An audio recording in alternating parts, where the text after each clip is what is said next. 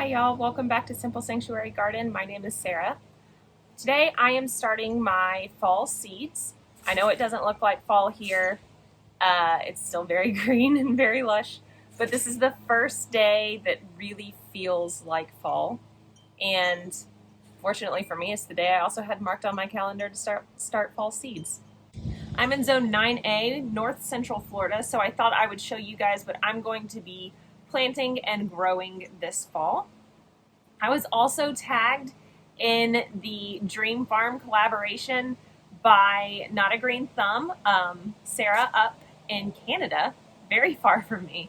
And this collaboration was started by Roots and Refuge, talking about your dream of all dream farms. So I'm going to start some seeds, talk to you guys about my farm dreams, and show you how we do fall in Florida. Okay, where do we want to start? Let's start with a seed. The first thing I'm going to start is this early purple sprouting broccoli. I'm really excited about this one. So this kind is pretty cool. It needs overwintering to produce florets, and it's very frost hardy, so not that I have to really worry about frost. I actually might need to worry about if it's going to get cold enough for it to actually produce real florets. We'll see. I've never grown this before. I got it in a seed swap. I'm actually going to start this in this container and do about 4 seeds in it. I'll eventually obviously have to separate these out and give them some space. All right, so while I'm doing this, let's talk about dream farms, huh? That is way more than 4 seeds. That's fine. I have, I guess, 2 dream farms. One of them feels way more likely than the other one. So I'm just gonna gloss over the likely version, and then we'll hop into like the big dream that's a lot of fun. So the likely version has us staying right here and doing the urban farming thing, which would be a lot of fun, and kind of highlighting how much you can grow in a suburban space, going into edible landscaping, turning our home into this glorious permaculture food forest. I think that that's actually probably pretty doable, and this collaboration is on that dream that feels completely out of reach. So that's all I'm going to say about that one. All right, so we've got those broccoli seeds in. I've also got Romanesco broccoli. Okay, I'm also going to put that in the similar container. And this time while I'm talking, I'm going to show you guys what I do to put the seeds in. Again, trying to do Romanesco broccoli. The packet does not actually tell me how deeply to plant this, but the other broccoli variety, which is right here, was 1/4 inch to 1/2 inch. So all I'm going to do is take my finger and make little bitty divots in the dirt. Again, this is pre-moistened. So all I have to do is make those little divots,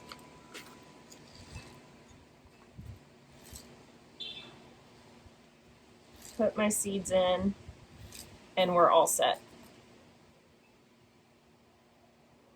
I don't even know if you guys can see me dropping the seeds. They're very small. Can you see those? Yeah. What do we want to do next? Let's talk about that big dream farm. There is this property that has been for sale near me. It is a multi-zoned property. I know this because I looked it up. It is also for sale for like at least $10 million. Like we said, it's a big dream, but it's beautiful. It's like hilly pasture, very open. The land looks really fertile. Part of it is forested.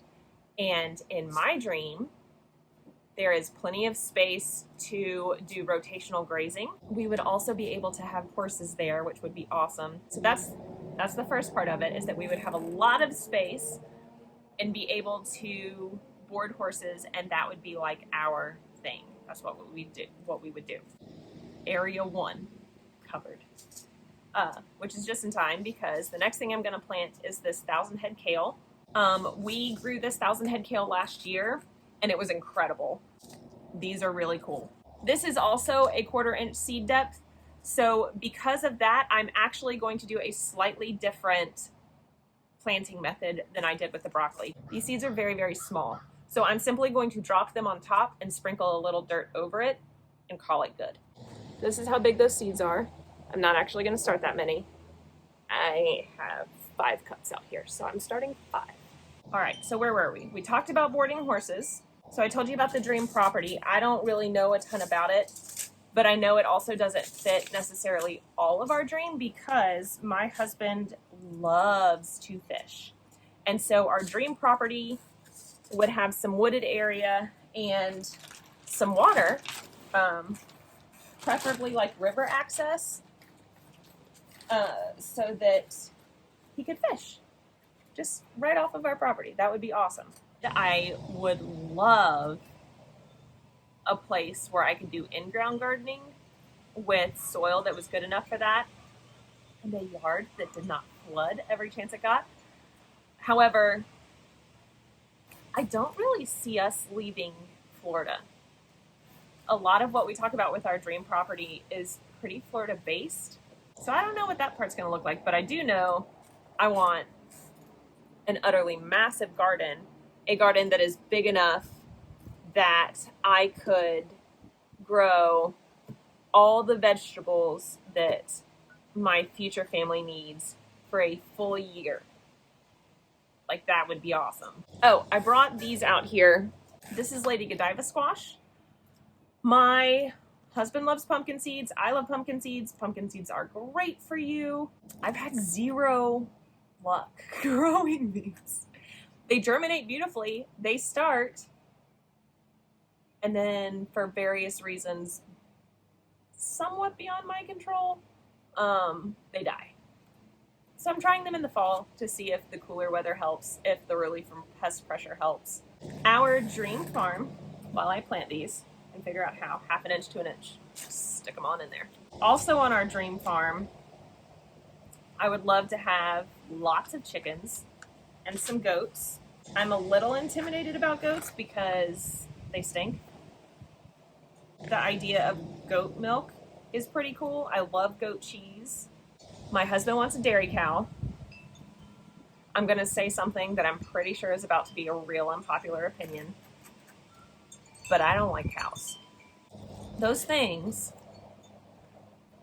can be real mean and real dumb, and they smell real bad, and they are very strong. So I can't even really drink the milk. Like, I'm not interested. My husband desperately wants one, so our dream farm will probably have a cow. What else do we want to do? Actually, let's review the dream farm. Let me make sure I got everything. We want a lot of space. We want horses. We want space to be able to board horses as a business venture. I want plenty of space to be able to garden. We would want to do it in a permaculture food forest type style. We want a lot of chickens, both for eggs and for meat. I want goats. He wants a cow. It would be still fairly small. We wouldn't have this farm to try and make a ton of money. The homestead type stuff would really be for our own family. And yeah, just a quiet, small farm. That's the dream. Hi friends, so I was just editing and realized that I got a little overexcited in my last video and broke one of the cardinal rules of YouTube, which is not to give too much content in one video. So I'm going to split it in half. I do want to go ahead and tag 2 homesteaders whose dream farms I am very excited to hear about. The first is Essentially Ree. She is a fellow urban homesteader over in LA. Her climate is somewhat similar to mine in the sense that it is very hot. I think she's in zone 10. Ree, correct me if I'm wrong. But she does all sorts of cool stuff. Her videos are fantastic. It's very much like diving into a new hobby with a good friend.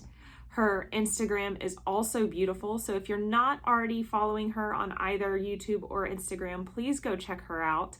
Her information is below. The other homesteader that you guys should go and check out and who I'm tagging for the Dream Farm collaboration is Grizz from Windmill Farm.